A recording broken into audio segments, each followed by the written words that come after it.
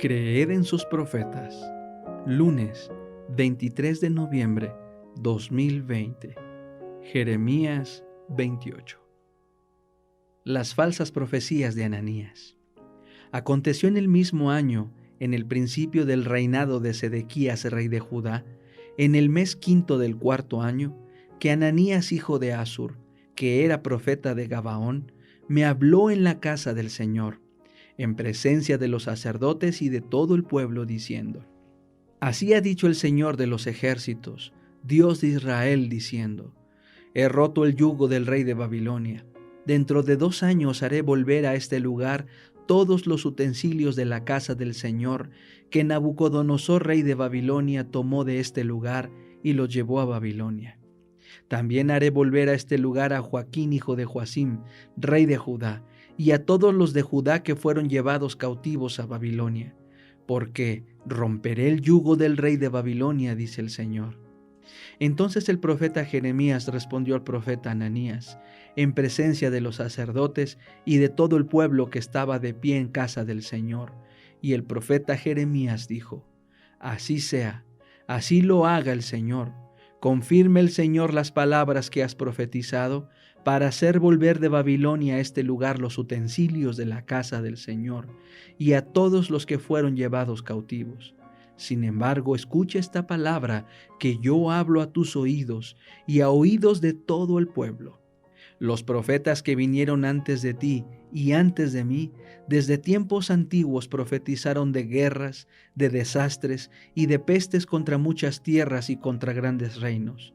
En cuanto al profeta que profetiza paz, cuando su palabra se cumpla, se reconocerá que a tal profeta verdaderamente lo ha enviado el Señor. Entonces el profeta Ananías quitó el yugo del cuello del profeta Jeremías y lo rompió. Y Ananías habló en presencia de todo el pueblo, diciendo: Así ha dicho el Señor: de esta manera romperé el yugo de Nabucodonosor, rey de Babilonia, del cuello de todas las naciones, dentro de 2 años. Y Jeremías se fue por su camino. Castigo del falso profeta Ananías. Después de que el profeta Ananías rompió el yugo del cuello del profeta Jeremías, vino la palabra del Señor a Jeremías diciendo: Ve, habla a Ananías y dile que así ha dicho el Señor: Tú has roto yugos de madera, pero en lugar de ellos hallarás yugos de hierro, porque así ha dicho el Señor de los ejércitos, Dios de Israel: He puesto un yugo de hierro sobre el cuello de todas estas naciones, para que sirvan a Nabucodonosor, rey de Babilonia, y le servirán. Le he dado a él aún los animales del campo. Entonces el profeta Jeremías dijo al profeta Ananías: Escucha, Ananías, el Señor no te ha enviado, y tú has hecho que este pueblo confíe en la mentira. Por tanto, así ha dicho el Señor: He aquí yo te quito de sobre la faz de la tierra. Morirás en este mismo año, porque incitaste a la rebelión contra el Señor. En el mismo año, en el mes séptimo, murió Ananías. El ministerio de curación, capítulo 16. La oración por los enfermos. En la palabra de Dios encontramos instrucción respecto a la oración especial para el restablecimiento de los enfermos. Pero el acto de elevar tal oración es un acto solemnísimo y no se debe participar en él sin la debida consideración. En muchos casos en que se ora por la curación de algún enfermo, lo que llamamos fe no es más que presunción. Muchas personas se acarrean la enfermedad por sus excesos. No han vivido conforme a la ley natural o a los principios de estricta pureza. Otros han despreciado las leyes de la salud en su modo de comer y beber, de vestir o de trabajar. Muchas veces uno u otro vicio ha causado debilidad en la mente o del cuerpo.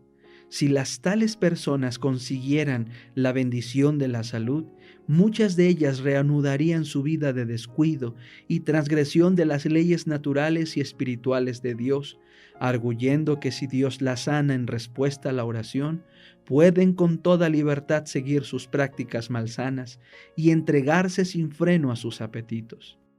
Si Dios hiciera un milagro devolviendo la salud de estas personas, daría alas al pecado. La confesión del pecado. Trabajo perdido es enseñar a la gente a considerar a Dios como sanador de sus enfermedades. si no se le enseña también a desechar las prácticas malsanas.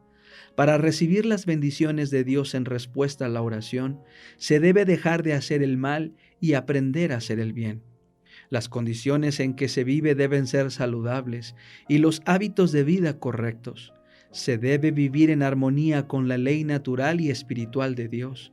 A quienes solicitan que se ore para que les sea devuelta la salud, hay que hacerles ver que la violación de la ley de Dios, natural o espiritual, es pecado y que para recibir la bendición de Dios deben confesar y aborrecer sus pecados. La Escritura nos dice: confesaos vuestras faltas unos a otros y rogad los unos por los otros para que seáis sanos. Santiago 5:16. Al que solicita que se ore por él, dígasele más o menos lo siguiente: no podemos leer en el corazón ni conocer los secretos de tu vida. Dios solo y tú los conocéis. Si te arrepientes de tus pecados, deber tuyo es confesarlos. El pecado de carácter privado debe confesarse a Cristo, único mediador entre Dios y el hombre. Pues si alguno hubiere pecado, abogado tenemos para con el Padre, a Jesucristo el justo. Primera de Juan 2:1. Todo pecado es ofensa hecha a Dios y se lo ha de confesar por medio de Cristo. Todo pecado cometido abiertamente debe confesarse abiertamente. El mal hecho al prójimo debe subsanarse ofreciendo reparación al perjudicado.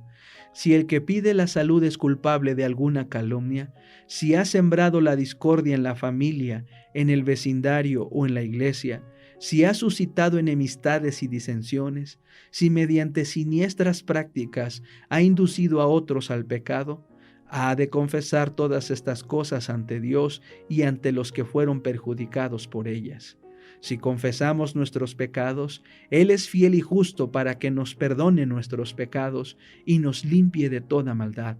Primera de Juan 1:9. Cuando el mal quedó subsanado, podemos con fe tranquila presentar a Dios las necesidades del enfermo, según lo indique el Espíritu Santo. Dios conoce a cada cual por nombre y cuida de él como si no hubiera nadie más en el mundo por quien entregara a su Hijo amado. Siendo el amor de Dios tan grande y tan infalible, se debe alentar al enfermo a que confíe en Dios y tenga ánimo. La congoja acerca de sí mismos los debilita y enferma. Si los enfermos resuelven sobreponerse a la depresión y a la melancolía, tendrán mejores perspectivas de sanar, pues el ojo de Jehová está sobre los que le temen, sobre los que se esperan en su misericordia. Salmos 33:18. Al orar por los enfermos, debemos recordar que no sabemos orar como se debe. Romanos 8:26. No sabemos si el beneficio que deseamos es el que más conviene. Por tanto, nuestras oraciones deben incluir este pensamiento: Señor, tú conoces todo secreto del alma, conoces también estas personas. Su abogado, el Señor Jesús, dio su vida por ellas. Su amor hacia ellas es mayor de lo que puede ser el nuestro. Por consiguiente, si esto puede redundar en beneficio de tu gloria y de estos pacientes, pedímoste, en nombre de Jesús, que les devuelvas la salud. Si no es tu voluntad que así sea, te pedimos que tu gracia los consuele y que tu presencia los sostenga en sus padecimientos. Dios conoce el fin desde el principio, conoce el corazón de todo hombre, lee todo secreto del alma, sabe si aquellos por quienes se hace oración podrían o no soportar las pruebas que les acometerían si hubiesen de sobrevivir. Sabe si sus vidas serían bendición o maldición para sí mismos y para el mundo. Esto es una razón para que, al presentarle encarecidamente a Dios nuestras peticiones, debamos decirle: empero no se haga mi voluntad sino la tuya. Lucas 22:42. Jesús añadió estas palabras de sumisión a la sabiduría y la voluntad de Dios cuando en el huerto de Getsemaní rogaba: Padre mío, si es posible, pase de mí este vaso. Mateo 26:39. Y si estas palabras eran apropiadas para el Hijo de Dios, ¿cuánto más lo serán en labios de falibles y finitos mortales?